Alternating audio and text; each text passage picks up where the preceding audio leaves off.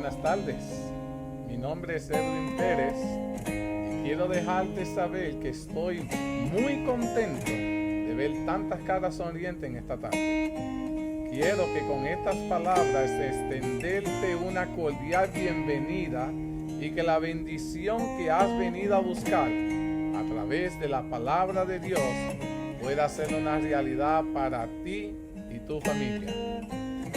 Si esta es la primera vez que te conectas, quiero ser el primero en extenderte una cálida bienvenida para ti y dejarte saber que es un placer tenerte en medio nuestro.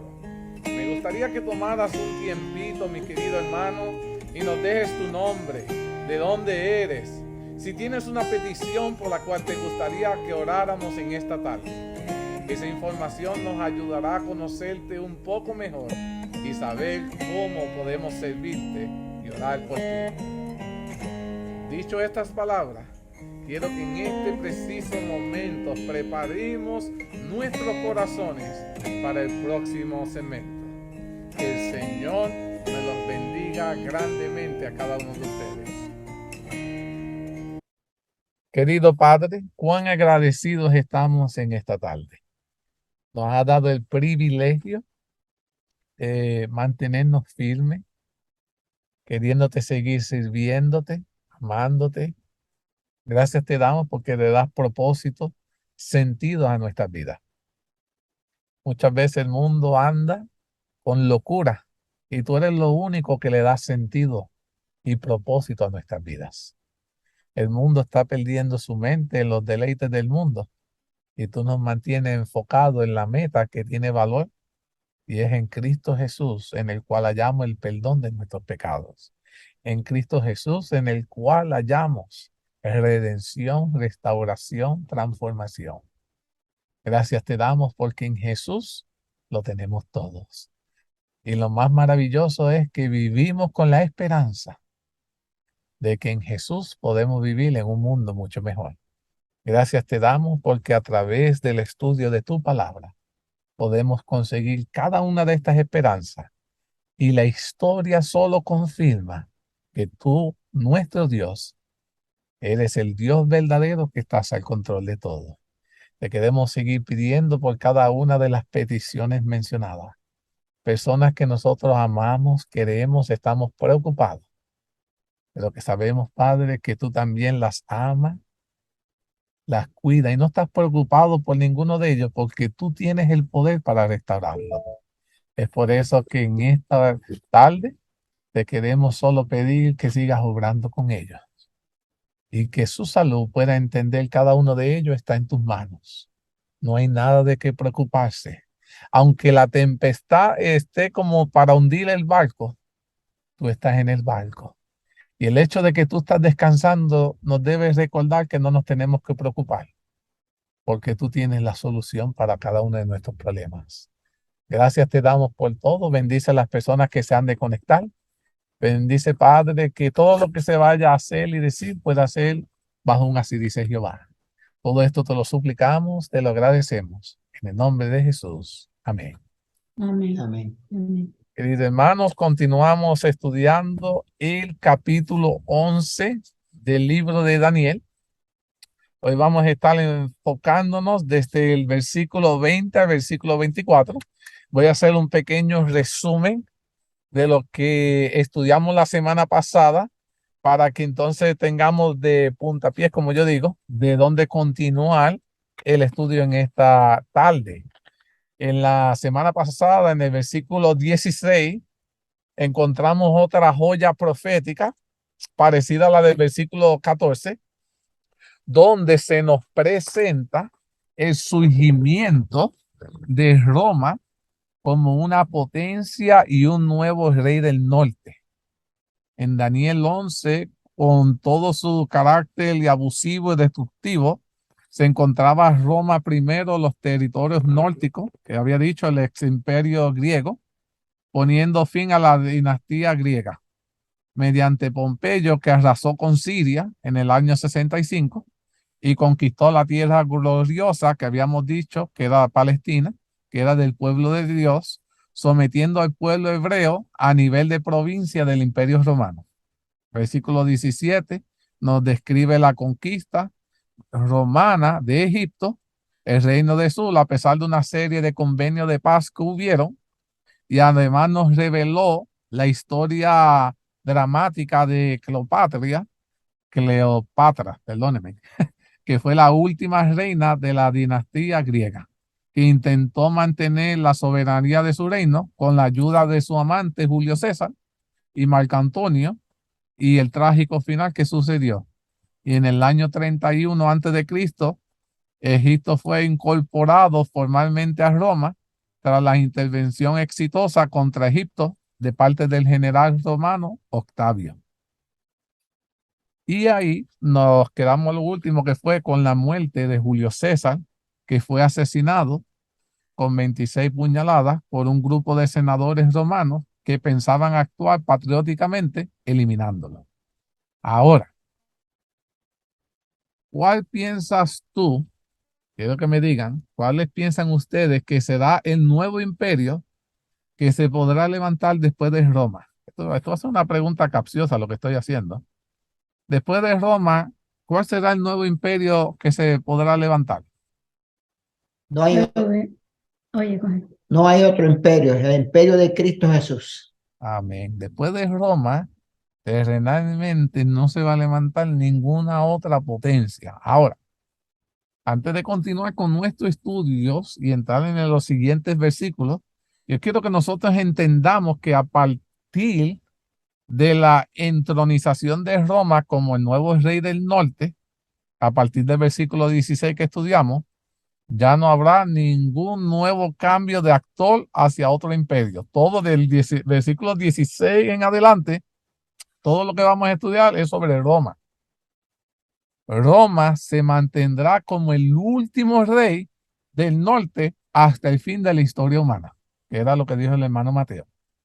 Y esto es bueno que lo sepamos porque ahora toda la historia que vamos a estar hablando del versículo 16 en adelante, y hoy nos vamos a enfocar del 20 en adelante, todos vamos a estar hablando de cómo fue el proceso de Roma adquirir el poder político, el poder religioso, y vamos a estar hablando de todos esos detalles y cómo Roma volverá para el tiempo de fin a adquirir ese mismo poder. Ahora, entonces, voy a hacer otra pregunta. Si no vendrá otro imperio a levantarse, entonces, ¿de qué va a estar hablando Daniel 11 de aquí en adelante? Viene hablando de lo que le dije. El libro de la verdad de Daniel 11 presentará con detalle todo el transcurso, el resto de la impresionante historia de las transiciones que sufrió Roma en su historia. Quiero que ustedes se recuerden desde ahora que la cuarta bestia terrible y espantosa de los temas anteriores que hemos hablado era Roma. Por un lado, la transición de Roma pagana, la vamos a ver ahora pasando a ser Roma papal. Y por otro lado, la transición entre las dos fases de la Roma papal. La primera fase fue su dominio medieval de los 1260 años hasta su herida mortal que vamos a discutir. Y la segunda parte va a ser a partir de la sanidad de esa herida mortal hasta volverse a sentar en el trono del mundo para gobernar todas las naciones. Todo esto se va a ir desglosando de estos versículos en adelante, pero tengo que utilizar la historia para que ustedes vean cómo Roma juega un papel importante en la profecía, en la historia de Jesucristo y en la historia del fin del mundo. Los ojos de Roma seguirán estando puestos en Roma. Mucha gente está esperando a que otra nación se levante, que si Estados Unidos, que si todo esto, pero las profecías dicen que los ojos todavía deben estar puestos en los movimientos que surgen en ¿dónde? En Roma, porque ese es el último imperio que Dios nos dio, que va a ser hasta el último, y después de ese va a ser cuando Dios establezca su reino. Roma no hemos terminado con ella aún, todavía tenemos para cortar tela, como decimos. Ahora, ven un segundito, que no tener mi, como se dice, mi mouse, se me hace difícil mover mi pantalla.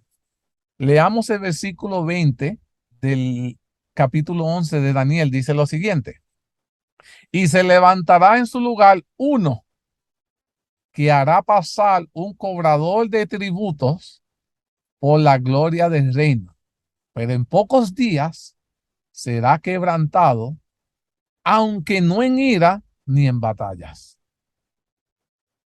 La primera pregunta que tenemos que preguntarnos cuando leemos el versículo 20 del capítulo 11 de Daniel es: ¿quién fue aquel cobrador de tributos que está hablando aquí? Que se levantó en lugar, porque nos quedamos en la historia que Julio César fue el que murió, ¿verdad? Que fue el que apuñalado. ¿Quién fue ese cobrador de tributos que se levanta en la historia romana después de Julio César? Y a quienes habíamos visto en los versículos anteriores, y en la historia representa que dice que fue Octavio, el sobrino nieto de Julio César, quien llegó a convertirse en la Biblia a alguien que nosotros conocemos como Augusto César. Fue el primer emperador romano en la historia. La historia nos relata que hubo un tipo de gobierno llamado, lo que nosotros llamamos el triunvirato, entre tres personas. Era Octavio, Marco Antonio y Lépido. Ellos se habían unido para vengar la muerte de Julio César. Recuerda que lo habían apuñalado, lo habían traicionado, y estas tres se levantaron para cobrar venganza. A la muerte de Marco Antonio y Lépido, Octavio llegó a ser, cuando murieron los otros dos, Octavio llegó a ser el soberano supremo de toda Roma. Con él, Roma entró a lo que nosotros vamos a llamar la fase imperial, cuando el gobierno republicano y el Senado se dieron el puesto. Ahora, el versículo que acabamos de leer, presten detalle en ese versículo, vayan conmigo en los versículos. En ese mismo versículo dice: la gloria del reino.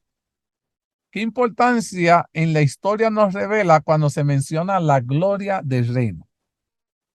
La gloria del reino encierra también una alusión a la tierra gloriosa, o sea, a Canaán, que Roma también había conquistado. Roma había conquistado el reino del norte, le había dicho la semana pasada, a Egipto, y entre medio del reino del norte y Egipto, que se encontraba Palestina, la tierra santa. Roma había conquistado a todos ellos. Y fue en ese lugar donde el cobrador de tributos mencionado en este versículo tuvo una implicación significativa respecto a la historia de los israelitas. Esto tuvo un impacto, lo de los cobradores de impuestos, con el pueblo de Dios. Y yo quiero que ustedes se recuerden que la profecía de Daniel 11 fue dada para hacer las cosas que iban a venir al pueblo hebreo. Todas estas profecías, de alguna manera, que están escritas aquí en Daniel 11, están relacionadas con algo que afectó al pueblo de Dios, de alguna manera. De alguna manera, el pueblo de Dios estaba envuelto en esta historia romana. Esta historia romana, de alguna manera, estaba afectando al pueblo de Dios. Y miren lo que conseguí. Dice que en ese momento glorioso de la historia romana, Augusto César decretó un empadronamiento que llegó a ser el primer censo del Imperio Romano. ¿Se acuerda de que el primer censo que hubo en la Biblia? El objetivo era establecer la cantidad de habitantes del reino con varios propósitos, como la recolección de tributos, el reclutamiento de soldados, el cobro de impuestos de todo todo el territorio del Imperio Romano. Las Sagradas Escrituras describieron esta historia de la siguiente manera. Mírense cómo esto tiene relación con el pueblo de Dios. Si ustedes buscan en el libro de Lucas, capítulo 2, quiero que lo busquen inmediatamente porque esto se pone ahora bueno. Yo decía, wow, Señor, cómo Daniel 11 me lleva a este evento que estaba sucediendo en Lucas capítulo 2, versículo del 1 al 7 y el 27. Miren lo siguiente. Dice, y aconteció que en aquellos días que se promulgó un edicto de parte de Augusto César. Punto. Número uno. ¿Quién estaba al control? Augusto César. ¿Y quién yo les dije que después de Julio César tomó el poder? Octavio, que se convirtió Augusto César. Y ya la Biblia comienza a hablar de algo que está haciendo Augusto César en este tiempo. Dice que todo el mundo fuese empadronado. Aquí está hablando de la recolección de tributos. Y dice, continúo leyendo, este primer censo se hizo siendo Cireneo gobernador de Siria, e iban todos para ser empadronados, cada uno a su ciudad. Y José subió de Galilea, de la ciudad de Nazaret, a Judea, a la ciudad de David, que se llamaba Belén, por cuanto era de la casa y la familia de David, para ser empadronado con María, su mujer, desposada con él, la cual estaba encinta. Y aconteció que estando ellos allí, se cumplieron los días de su alumbramiento, y dio a luz su hijo primogénito, y lo envolvió en pañales y lo acostó en un pesebre, porque no había lugar en ellos en el mesón. Le pusieron por nombre Jesús. Alabado sea Dios. Mira cómo Daniel 11 te está hablando de que iba a surgir una colección de impuestos que iban a estar nombrando personas de tributo, y esto comienza en el tiempo, en el surgimiento que iban a ser ¿quién? Jesús. Julio César estaba al poder como el emperador absoluto para el tiempo que iban a ser Cristo Jesús. Ahora miren todos estos detalles, porque de aquí para adelante todo esto se pone bueno. Y necesito que ustedes presten atención a los detalles. ¿Qué profecía se estaba cumpliendo en este evento que le acabo de leer? ¿Había alguna profecía en la Biblia que mencionaba algo sobre este evento? Isaías. Isaías, muy bien. Isaías, Miqueas. Ya. Miqueas también dice, pero tú, Belén Éfrata, pequeña para estar entre las familias de Judá, de ti me saldrá el que será el Señor de Israel. Mírate esto, ya Daniel 11 estaba señalando este evento también. Y dice, otra razón para cuando se dice en este versículo la gloria mencionada en el versículo es en cuestión que durante el reinado de Augusto César nació Jesucristo, cuya gloria divina es descrita en las Sagradas Escrituras de la siguiente manera. En el libro de Juan, capítulo 1, versículo 14, dice, y aquel verbo fue hecho carne y habitó entre nosotros, y vimos su gloria, la gloria como del unigénito del Padre, lleno de gracia y de verdad. Mi querido hermano, los tributos e impuestos que fueron recolectados en esa época, por si no lo sabía, me quiero enseñarle ese detalle. Yo quiero saber por qué, yo quiero que ustedes entiendan por qué el pueblo de Dios le desagrava los impuestos. Los impuestos que se recolectaban en aquel entonces representaban una cuarta parte de la renta anual de todos los ciudadanos del Imperio Romano. Era una cuarta parte que tú tenías que pagar de taxes de lo que tú pagabas anualmente por la renta. También había un tributo capital, que era una octava parte a todos los libertos. Responsable por la recolección de los tributos eran los publicanos. Los publicanos en la Biblia eran los encargados de recolectar todos los tributos. Y el pueblo hebreo de Dios, que estaba sometido a Roma para este tiempo, porque Roma los conquistó, ¿se acuerdan? Trató a los publicanos de su nación con desprecio.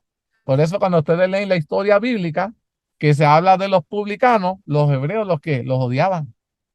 Era todo despectivo hacia los publicanos, porque los publicanos lo que les hacía era que cobrarle que los impuestos por servir de esta manera a sus amos, que era que representaban los publicanos a quienes, a Roma. Y de ahí era que surgía ese conflicto que tenía el pueblo hebreo con los publicanos. Ahora estamos, nada como que todo, como que ahora comienza las cosas a hacer sentido y podemos ver eso. Ahora, el versículo termina diciendo que el cobrador de impuestos del que estamos hablando sería quebrantado en pocos días. Pero al final da un detalle, dice, aunque no en ira ni en batalla. ¿A qué se refiere con que el cobrador de impuestos sería quebrantado, pero no en ira y en batalla? Y me puse a buscar en la historia de cómo terminó la vida de Augusto César. Dice que sucedió unos pocos años después, Augusto César, que fue el que inició la Pax Romana, murió pacíficamente, tal como Dios había predicho de antemano, a la edad de 78 años de edad en su cama a causa de una enfermedad. La historia lo describe así. Mira cómo dice el diccionario. Dice, Augusto murió tranquilamente en su casa de retiro en el año 14 después de Cristo, recitando el epílogo con el que solía concluir las comedias romanas. Si he presentado bien mi papel, partir las palmas y despedirme con aplauso. La Biblia dice que este cobrador de impuestos que marcaba la historia del pueblo de Dios moriría no en ira ni en batalla. Y Augusto César dice que murió tranquilamente en su casa. La palabra de Dios, aún en este detalle, es exacta, mi querido hermano. Ahora le veamos qué dice el versículo 21. Y dice, y le sucederá en su lugar, el que venga después de Augusto César, un hombre despreciable, al cual no darán la honra del reino, pero vendrán sin aviso y tomarán el reino con halagos.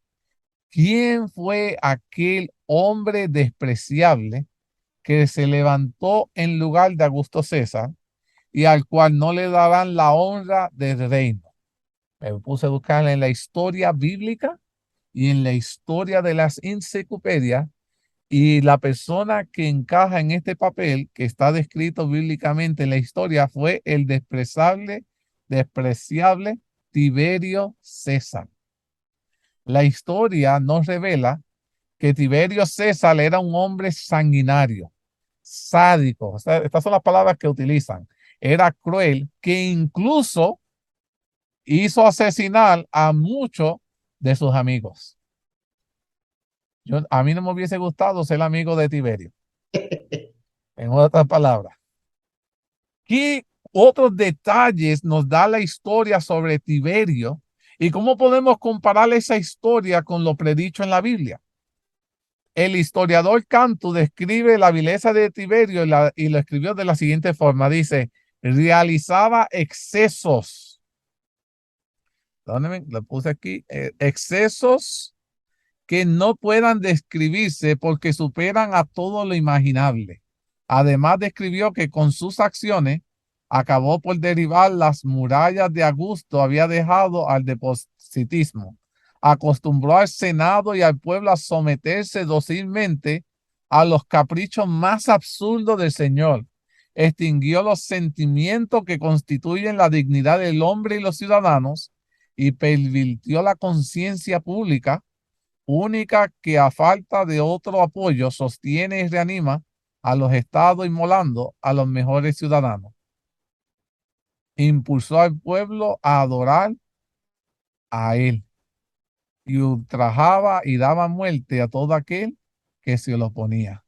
Tiberio César no estaba en la sucesión del reino, pues era tan solo el hijastro de Augusto César, el hijo de Livia, de la tercera esposa de Augusto. Eso supone que ni ascendiera a eso, pero nadie tenía respeto por Tiberio, quien realmente no mereció el trono.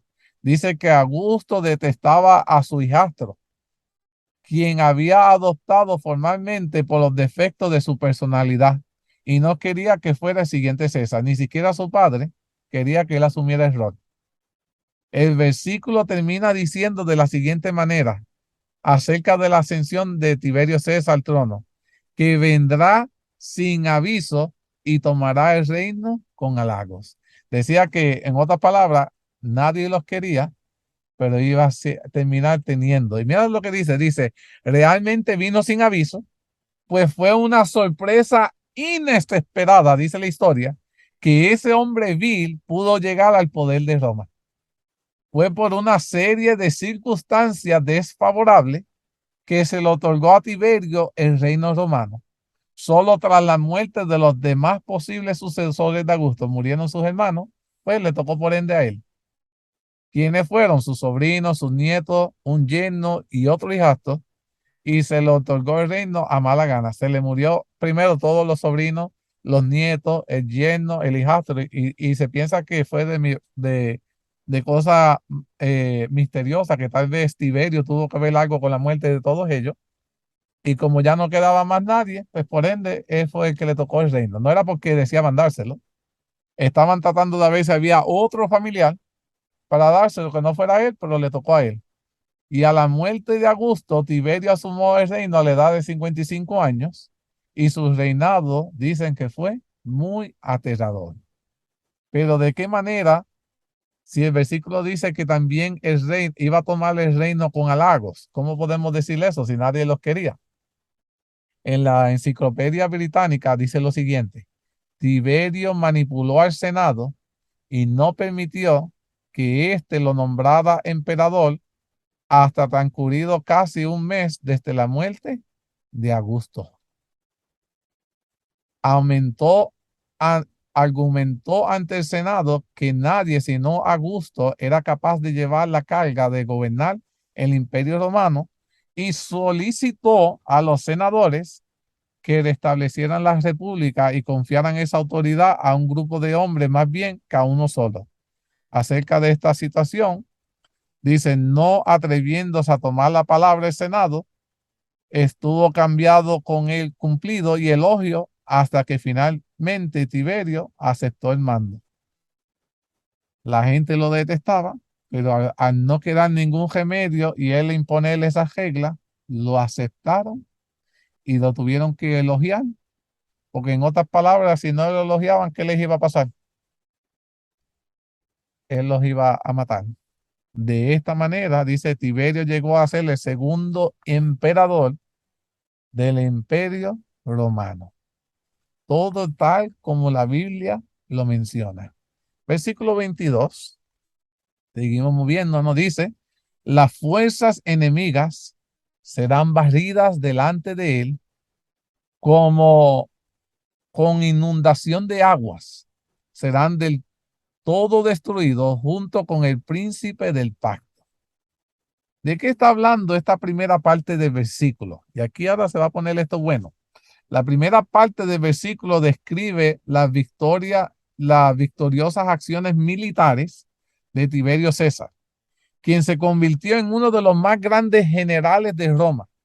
La historia cuenta que campañas que realizó en Panonia, Grecia, Germany, además de sus represalias salvajes, como por ejemplo la aniquilación de una rebelión provincial.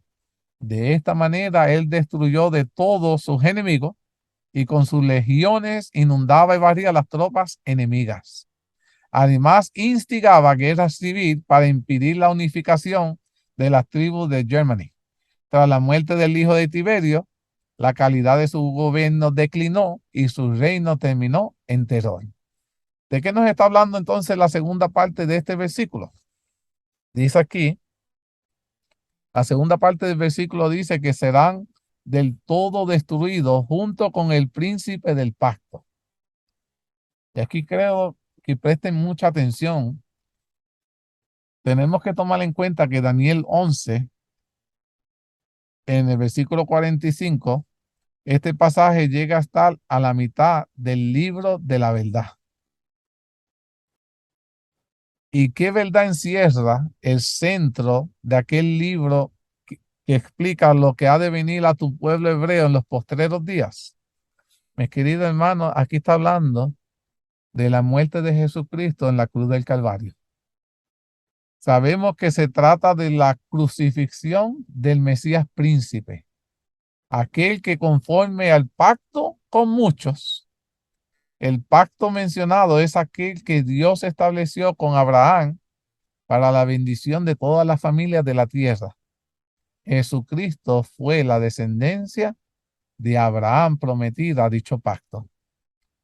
Durante el reinado de Tiberio César, que llegó a ser recordado como un oscuro, recluido y sobrio gobernante, Jesucristo fue crucificado en el año 31 después de Cristo, durante el reinado de Tiberio César. Recuerde que los romanos eran los quebrantadores de tu pueblo, que habíamos leído en el versículo 14, ¿verdad? Y mira lo que dice Juan capítulo 19, que confirma esto que estoy diciendo. Juan capítulo 19, versículo 12 al 16, dice lo siguiente. Tiberio, estamos hablando de Tiberio César, y ahí está su nombre en la Biblia y está su nombre en la historia. Dice, Tiberio amplió la ley de la lesa majestad para penalizar, además de actos sediciosos, el empleo de términos difamatorios contra su persona. Los judíos que deseaban eliminar a Cristo presionaron a Poncio Pilato para que crucificasen a Jesús utilizando esta circunstancia. Y dice lo siguiente, la Biblia. Desde entonces procuraba Pilato soltarle. Pilato quería soltar a quién, a Jesús. No había visto razón para que fuera a crucificarlo. Pero los judíos daban voces diciendo, si a este suelta, no eres amigo de César, ¿verdad? De Tiberio César. Si sueltas a Jesús, te haces enemigo de Tiberio, de César. Todo el que se hace rey a Tiberio César se opone. Entonces Pilato, oyendo esto, llevó afuera a Jesús y se sentó en el tribunal en el lugar llamado enlosado, y en hebreo se dice Gábata. Era la preparación de la Pascua, y como a la hora sexta dice la Biblia, entonces dijo a los judíos, he aquí vuestro rey. Pero ellos gritaron, fuera, fuera, crucifícale. Pilato les dijo, a vuestro rey he de crucificar. Respondieron los principales sacerdotes, no tenemos más rey que a Tiberio César. Así que entonces lo entregó a ellos para que fuese crucificado. Tomaron pues a Jesús y le llevaron. El evangelista Lucas describió la constelación política del tiempo en el cual Jesús fue bautizado y crucificado de la siguiente manera. En el libro de Lucas, capítulo 3, versículo 1, dice lo siguiente. En el año 15 del imperio de Tiberio César, siendo gobernador de Judea, Poncio Pilato y Herodes tetrarca de Galilea. ¿Quién estaba al poder máximo? Tiberio. Dijo, el Hijo de Dios fue asesinado con el visto bueno de Poncio Pilato y Herodes, detrás de las cuales reinaba el emperador Tiberio César. No es de sorprenderse que Plinio, el viejo llamado de Tiberio, lo comenzaron a llamar Tristizumus Homino, en otras palabras, el más triste de los hombres. ¿Cómo termina la vida de Tiberio César? Al haber hecho cada una de estas cosas, la historia registró que Tiberio, el vil, cuya vida fue marcada por su tiranía, la hipocresía, la embriaguez, murió finalmente de una manera trágica. Durante una sublevación, pues fue sofocado con almohadas por sus propios hombres y, para ser más preciso, por Macro, el prefecto de Pretorio. Prácticamente cuando estaba durmiendo cogieron una almohada y lo asfixiaron. Así terminó la vida de este cruel emperador. Y todo está descrito aquí en la Biblia cómo iba a determinar. Tenía el 11:23 que continúa diciendo esta profecía, versículo 23.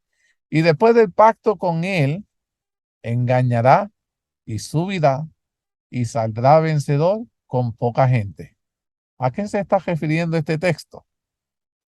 El versículo nos regresa nuevamente al principio de la historia romana, que esos fueron los que estaban descritos en el versículo 13 al 19. En otras palabras, está haciendo este versículo una retrospección de las conquistas de Roma. Y en esta retrospectiva del surgimiento de Roma como la potencia final, se ahora nos está dando una serie de nuevos detalles más. Si ustedes se recuerdan, la profecía de Daniel 11 relata la historia de lo que le iba a pasar al pueblo hebreo. Eso estaba en Daniel 10:14. Israel estaba bajo constante ataque y opresión con Siria. El pueblo de Dios siempre estaba en constante ataque contra los sirios, que eran los que estaban al norte. Para conseguir el pueblo de Dios protección, ¿sabe lo que decidió hacer el pueblo de Dios? Solicitó ayuda a los romanos. Interesante. Enviando una embajada a Roma. Y de esta manera Israel entró en una liga de amistad y confederación con Roma y firmaron un pacto. El historiador Fabio Josefo escribió en su libro Antigüedades Judaicas, en su libro número 12, capítulo 10, sección 6, lo siguiente, sobre el decreto que firmó Israel con Roma. Mira lo que dice lo siguiente. Dice, el decreto del Senado acerca de una liga de ayuda y amistad con la nación de los judíos no será lícito para cualquiera que esté sujeto a los romanos hacer guerra a la nación de los judíos, ni ayudar a los que la hagan, sean mandando los granos, barco, dinero, y si dirigiese algún ataque contra los judíos, los romanos les ayudará en lo que puedan. Y también si los romanos son atacados, los judíos tendrán que ayudarlos. Si los judíos se proponen añadir o a quitar algo de este pacto de ayuda, ello se hará con el consentimiento común de los romanos. Estoy leyendo el pacto que ellos hicieron. Cualquier adicción hecha así tendrá fuerza. Este decreto fue escrito por Eleazar, cuando Judas era el sumo sacerdote de la nación y Simón su hermano, general del ejército. Esta fue la primera liga que los romanos hicieron con los judíos y se administró de esta manera. Mi querido hermano, ¿qué dice este decreto que ocurrirá con el pueblo de Dios con esa alianza? En el versículo dice que Roma, después del pacto con Israel, engañará y subirá. ¿Se acuerdan cuando yo les hablé de que Roma había hecho un pacto con Egipto de proteger al niño cuando era que estaba a cargo? Y ellos lo que usaron fue ventaja para poder vencer el reino del norte. Y una vez destruyeron el reino del norte, se apoderaron de Egipto.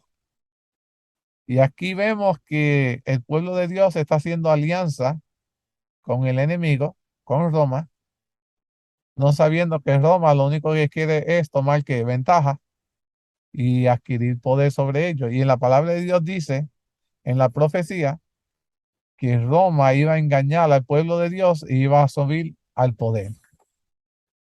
Aquí Dios ya nos pone inmediatamente un preaviso de lo que Roma iba a hacer. Entonces, yo no sé qué pasaba con el pueblo de Dios, que no estaba estudiando, parece que las profecías, y estaba haciendo prácticamente un pacto con el enemigo. Y así nos pasa hoy, mis queridos hermanos. Las profecías nos alertan, nos amonestan, y nosotros queremos buscar la solución a nuestros problemas haciendo pacto con el enemigo. ¿Se han dado cuenta de eso? Como que la historia se repite. Las caídas del pueblo de Dios se repiten porque cometemos los mismos errores. Es más, le voy a decir yo aquí, yo personalmente, da hasta vergüenza que el pueblo de Dios siga cayendo por errores que ya Dios nos ha amonestado que debiéramos evitar. Yo no sé ustedes, pero cuando hay un decir que dice en guerra avisada no debe morir soldado, ¿verdad? Porque los soldados se deben preparar y estar listos para el ataque. Pero qué triste es que se anuncie una guerra y los soldados no se preparen. Ya el Señor nos está avisando de cada uno de estos eventos y qué preparativo estamos haciendo para estar listos. Es amonestante. No sé si ustedes prestaron atención a la lección de esta mañana que estaba hablando de The Clown. ¿No se acuerdan del payaso de la lección? Que estaba por empezar el espectáculo y de momento hubo un fuego, una explosión a la parte de atrás. El payaso sale, la gente ve el fuego quemándose y el fuego, nos quemamos, salgan, salgan, y la gente aplaudiendo. Oye, pero qué gracioso se ve este payaso. Nos vamos a morir, muévase en que nos quemamos. Guau, pero este se ve real. Este hombre cogió su papel. Es más, hasta si el payaso hubiese dicho, bueno, me voy, que se mueran con ustedes, se hubiesen levantado y lo aplaudían también. Oye, se despidió, tremendo le quedó. Y ahí se hubiesen muerto. Y aunque pareciera gracioso, así parece nuestra vida. Y en esta mañana hubo una persona que dijo, no, pero eso no va a pasar, que la gente vayan a anunciar y que te vayan a ignorar. Y yo, mis queridos hermanos, ya pasó. Noé estuvo predicando 120 años, amonestando de que iba a venir un diluvio. Y la gente no le creyó. Se burló de Noé. ¿Es o no es? El payaso solo estuvo unos minutos amonestándolos para que no se quemaran. Noé estuvo predicando 120 años. Y la palabra de Dios dice que Jesús vendrá. Y ya han pasado cientos de años de que la palabra de Dios ha dicho de que volverá. Y mis queridos hermanos, los eventos están pasando tal y como Dios lo ha predicho y el pueblo de Dios sigue aplaudiendo, no creyendo. Estamos en otro deleite y no nos estamos preparando.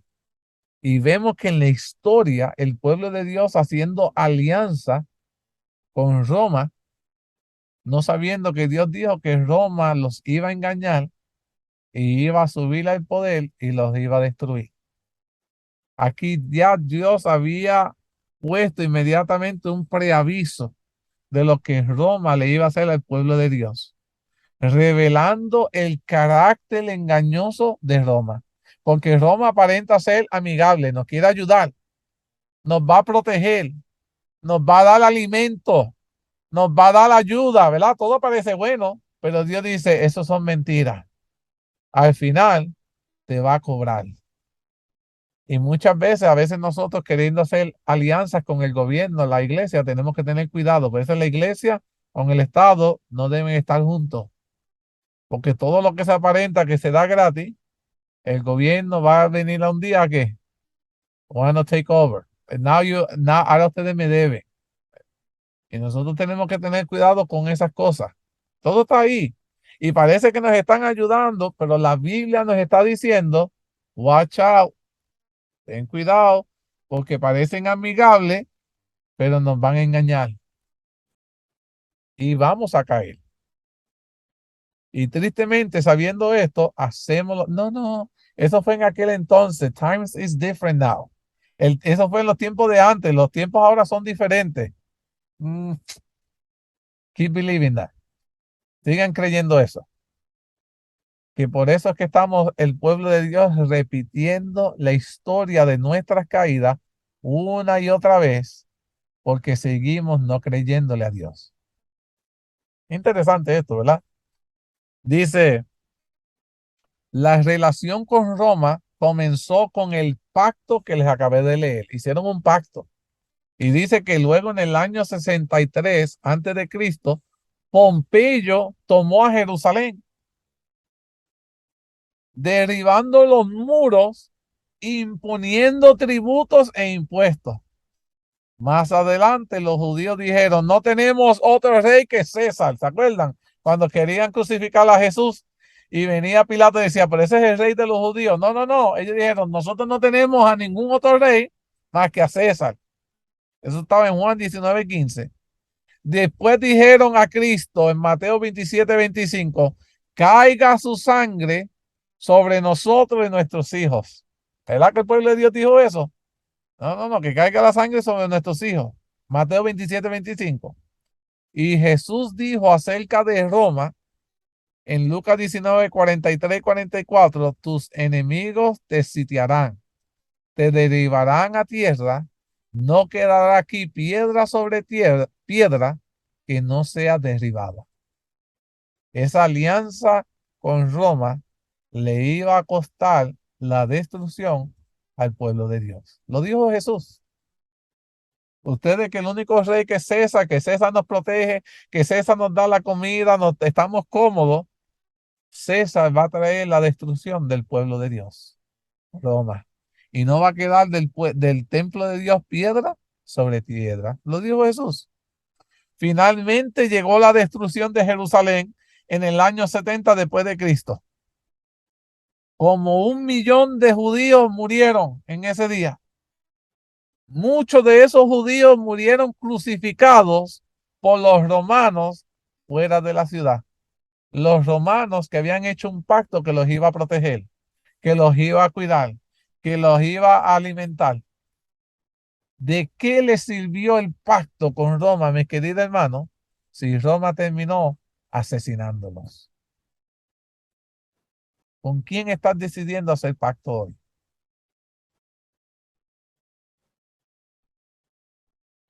¿Con Roma o con Jehová?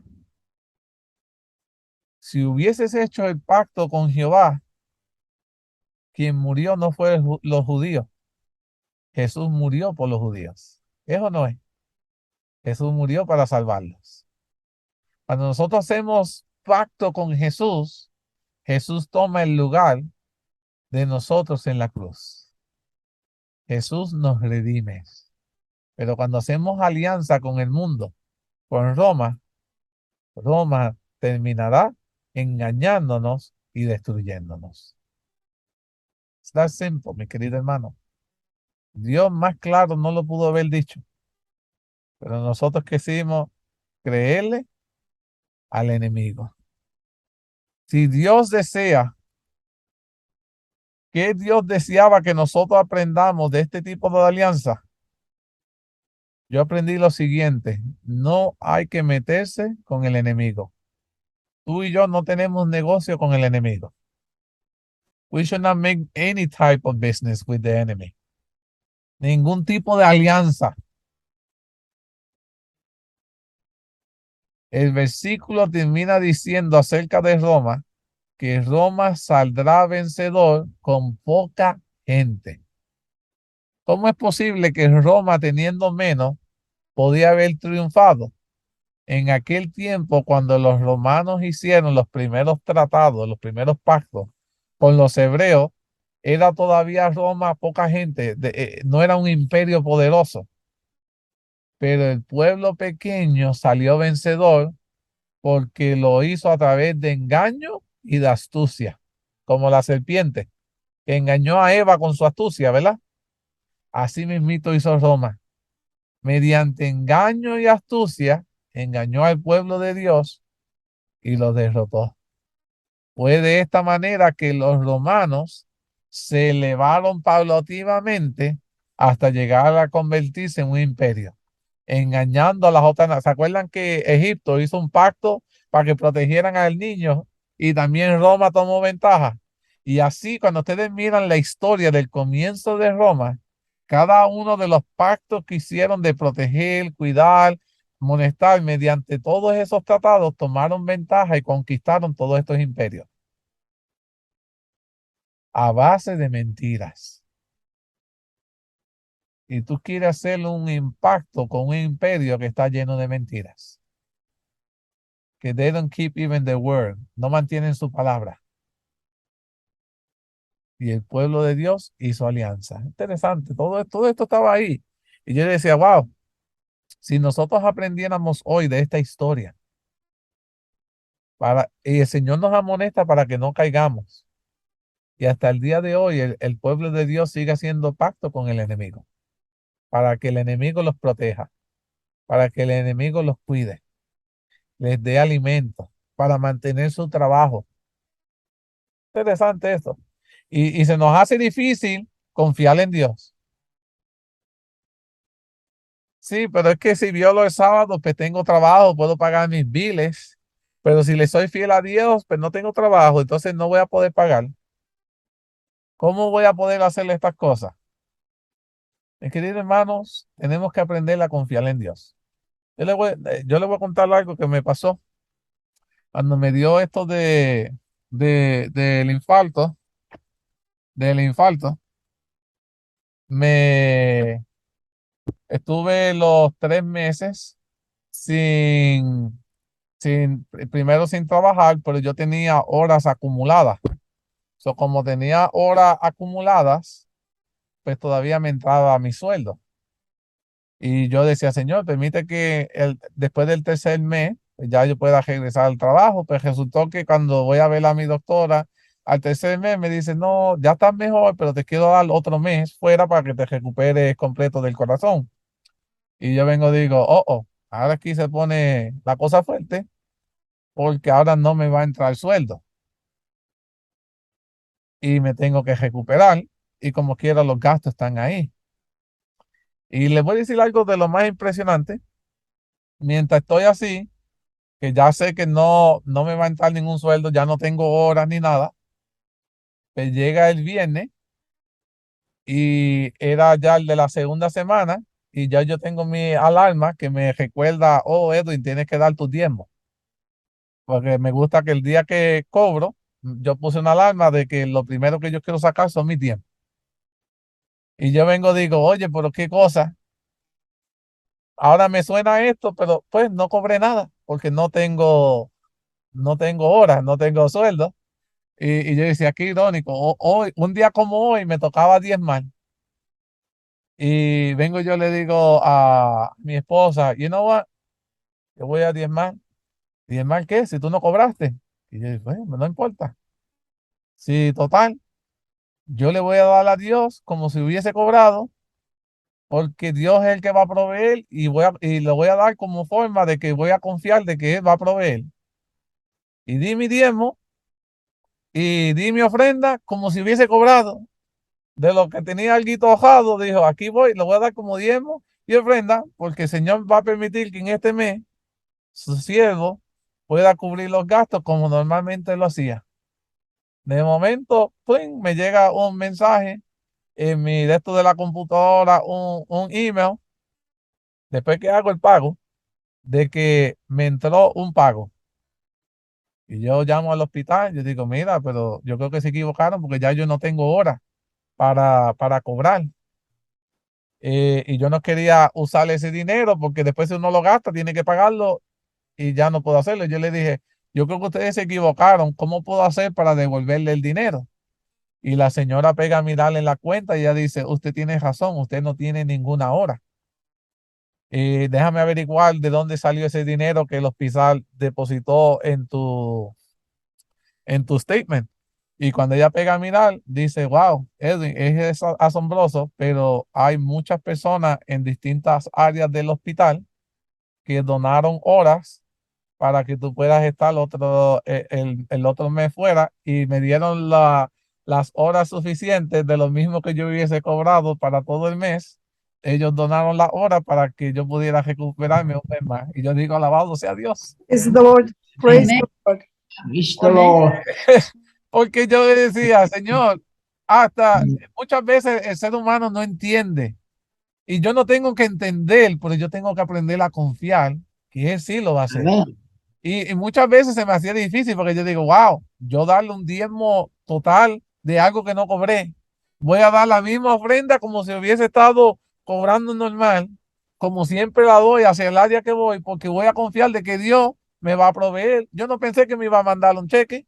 Yo lo que pensé fue que Él iba a asegurarse que mi comida no se acabara, que aunque tuviera un mes de delay, cuando me recuperara, que me iba a dar fuerza para hacerlo overtime. Y Dios lo único que me dice, no me recuerda Acuérdate que soy tu Dios. Y eso fue lo que yo vi. Alabo y glorifico a Dios. Porque desde que hice el pacto con Dios de que le iba a ser fiel, mi Dios no ha fallado en su parte de ser fiel. Y en mi casa nunca, mi querido hermano, aunque su siervo estuvo postrado y todo, el Señor permite que lo que su siervo necesite no le haga falta en mi hogar. Y te digo, ese mes fue exactito. Las horas fueron donadas para que entraran esos últimos 2 cheques de ese mes, para que yo pudiera cubrir mis necesidades hasta el día que comenzara a trabajar. Y yo alabo y glorifico a Dios porque Él sigue diciendo estoy al control. No tengo que hacer la Amén. alianza con el diablo. No tengo que hacer la alianza con nadie porque mi Dios es un Dios presente, mis queridos hermanos. Y es lo que yo quiero que Amén. ustedes puedan entender y a confiar. Cuando yo les hablo de tener una relación con Dios, Dios se hace presente en nuestras vidas. Y es increíble. Y mi trabajo no es cómo Dios lo hace. No me interesa. Lo hace, mis queridos hermanos.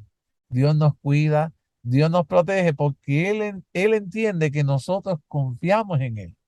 La pregunta es, ¿cuántos de nosotros vamos a continuar dudando? Si al día de mañana yo le doy la espalda a Dios, ¿con qué descaro yo lo voy a mirar sabiendo que Él ha sido un Dios presente en mi vida en todo momento?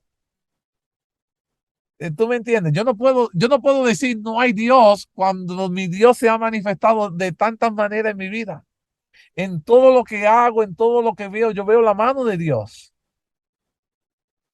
Y ustedes pueden ver la misma mano de Dios en sus vidas, si le permiten a Dios ser Dios en tu vida. Y yo te lo digo, yo miro todo esto y yo solo me asombro porque digo, Señor, hasta en eso tú cuidas de mí.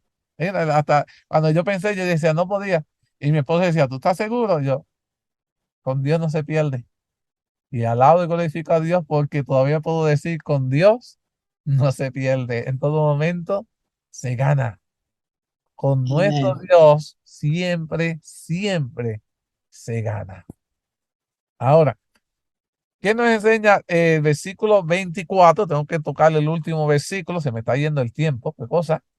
Interesante, el versículo 24 dice lo siguiente, estando la provincia en paz y en abundancia, entrará y hará lo que no hicieron sus padres, ni los padres de sus padres, botín, despojos y riqueza, repartirá a sus soldados y contra la fortaleza formarán sus designios.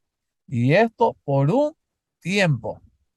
¿Qué nos enseña este versículo? Lo siguiente, Roma entró en la provincia de Judea, estando en ella en paz y en abundancia. En el mejor tiempo de Judea fue cuando entró Roma.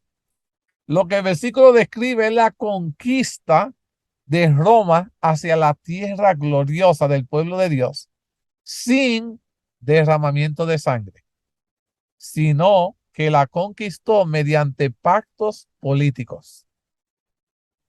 Roma utilizó nuevamente la estrategia de conquista muy distinta a los imperios anteriores, haciéndolo, la Biblia dice, haciendo lo que no hicieron sus padres ni los padres de sus padres.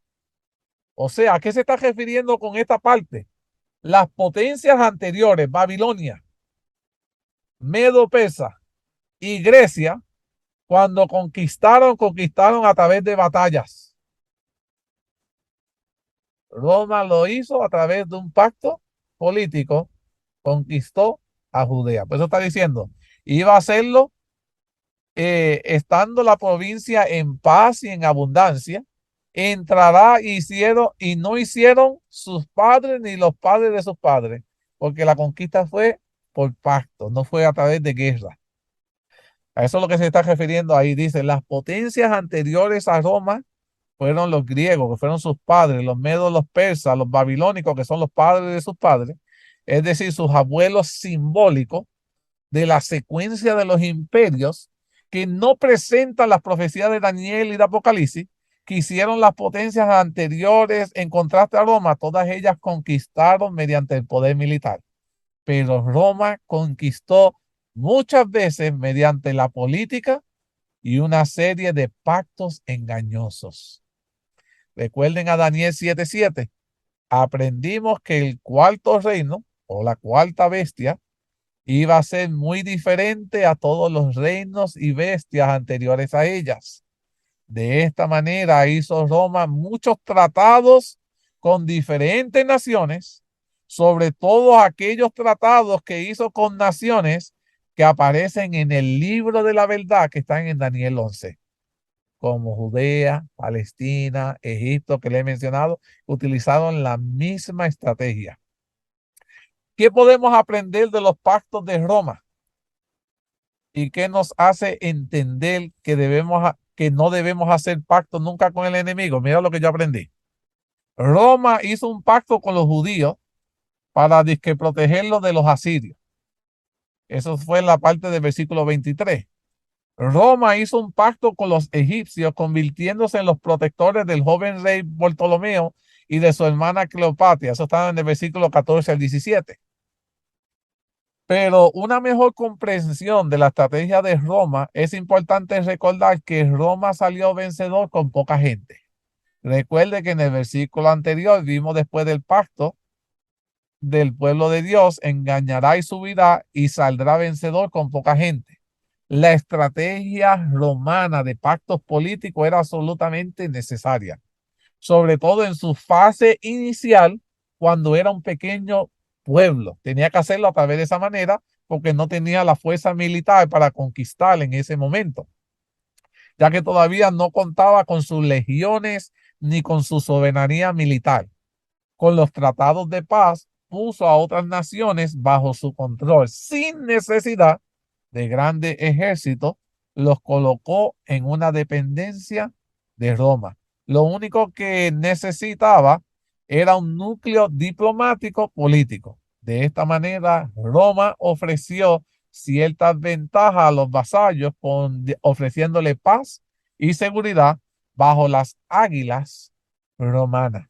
Las naciones sujetas de esta manera bajo el control romano fueron tratados con las indulgencias y con la bondad. Wow, la verdad que Roma es bueno. Ahora, ¿tendrá algún paralelismo entre Roma y el cuerno pequeño? Veamos esto interesante. Dice, en esta descripción de Roma al salir vencedor con poca gente, encontramos un parecido al cuerno pequeño. Pues Roma en su fase papal, ahora estoy hablando de su fase papal, llegó a controlar al mundo desde el Vaticano con una población de tan solo 800 habitantes. There was only 800 people en el Vaticano, y con eso logró controlar al mundo entero. El versículo sigue diciendo de Roma: botín, despojo, riquezas repartidas a sus soldados. Fue una característica de Roma que después de conquistar dividía el botín entre sus soldados y sus ejércitos. Y también encontramos un paralelismo en la fase de Roma papal con el Vaticano, que repartió los botines entre los cruzados. Ahora, la Biblia menciona por un tiempo. El versículo termina diciendo, y contra la fuerza formará sus designios, y esto por un tiempo. Desde su propia poderosa fortaleza, Roma, la ciudad asentada a las 7 colinas, formó su designio, es decir, su voluntad contra las demás fortalezas, y esto lo hizo por un tiempo. Tal como Roma cristiana papal tuvo un tiempo profético asignado por Dios, que era tres, 3 años y medio, 3 y medio tiempo, también conocido como los 42 meses o los 1260 días. También Roma pagana imperial tuvo un tiempo profético asignado por Dios. Ahora, tengo que recalcarle esto, sé que lo hablamos, pero es bueno que lo sepan. Sabemos que un tiempo en la profecía bíblica equivale a un año. Y según la Biblia, un año tiene 360 días, que en profecía bíblica se convierte en 360 años. Si pueden ir al libro de Números 14, 33, 34, Ezequiel 4, 6, y pueden mirar nuestros temas que discutimos con más detalle, todo esto de que a lo que se explica año, día por año. Así que el pagano imperio romano dominó 360 años desde la fortaleza que era la poderosa ciudad de Roma, asentada sobre las 7 colinas. Desde allí formó sus designios, es decir, su voluntad, contra las demás fortalezas con el propósito de gobernar el mundo. Ahora, quiero terminar con esta última pregunta. ¿Cuándo comenzó este tiempo profético y cuándo terminó? El inicio de este tiempo profético, de que dice de un tiempo que iban a conquistar, el inicio de este tiempo profético lo encontramos en lo que fue la famosa batalla de Asio en el año 31 antes de Cristo, que analizamos con detalle en el tema anterior del versículo 17 de Daniel 11. En este año cayó la última parte del ex imperio griego en la mano de Roma bajo Octavio, quien se convirtió en el emperador romano Augusto César. De esta manera se dio la transición en la secuencia profética de reinos de Grecia a Roma, y de este momento Roma reinó soberanamente sobre la totalidad del antiguo territorio del imperio griego. Ese fue el inicio de esa profecía, de este versículo que acabamos de leer, del versículo 24. ¿Cuándo es el final de esta profecía? El final de este tiempo profético lo encontramos en el traslado de la sede del Imperio Romano de Roma en el occidente a Constantinopla en el oriente. En los siguientes versículos que vamos a estar estudiando, del versículo 25 al 28, la semana que viene, allí vamos a encontrar lo que es una descripción más detallada de la historia, cómo Roma se estableció como el rey del mundo, cómo Roma se estableció como el rey del norte y cómo Roma se convierte en el cuarto y último reino de la secuencia profética. Todo eso lo vamos a dar con detalle estudiando los versículos 25 y 28 del capítulo 11 del libro de Daniel. Queridos hermanos, les quiero agradecer. Sé que estoy tocando mucha historia, pero cada uno de estos puntos solo confirma todo lo que hemos estudiado sobre la vida de Jesús a la luz profética e histórica, como Dios de antemano nos da luz suficiente de detalles de la vida de cada personaje de una manera magistral, con muchos años antes de que ellos siquiera existieran. Yo ya sabía hasta los líos matrimoniales, las alianzas que se iban a hacer, y Dios nos amonestó con tiempo de esto, and we still haven't learned. Pero es mi propósito que con esto nosotros digamos, Señor, el pueblo de Dios no quiso entender, pero yo quiero que tú me ayudes a entender para yo poder hacer tu voluntad y no la mía. Porque el pueblo de Dios, queriendo hacer su voluntad, cayó. Y mientras nosotros queramos hacer nuestra voluntad, seguiremos cayendo con los mismos resultados. Pero si hacemos la diferencia y permitimos que ahora sea hecha la voluntad de Dios, los resultados serán sorprendentes. Y les aseguro, así como Dios se ha manifestado con mi vida, Dios no nos dejará solos. Dios se manifestará con poder y te mostrará que Él es tu Dios, que Él te protegerá, Él te cuidará y sobre todo Él te sostendrá. Vamos a orar para que podamos culminar. Oremos. Querido Padre, cuán agradecidos estamos, porque todo esto es sorprendente, mi querido Padre, de cómo la historia solo confirma tu maravilloso poder. Gracias te doy porque tú sabes lo que hay en nuestros corazones. Yo personalmente, Padre, ya no quiero seguir tomando decisiones para mi vida, porque entiendo que las decisiones que tomo son las que me afectan, pero quiero ser dirigido por ti. Y sé que hay muchas personas que están escuchando en este preciso momento que entienden que desde hoy es el momento que tenemos que darte el control de nuestras vidas. Y reconociendo que tú, teniendo el control absoluto de nuestras vidas, llegaremos a puerto seguro, porque tú, Señor, nos guiará a través de la tormenta y nos llevará a puerto seguro.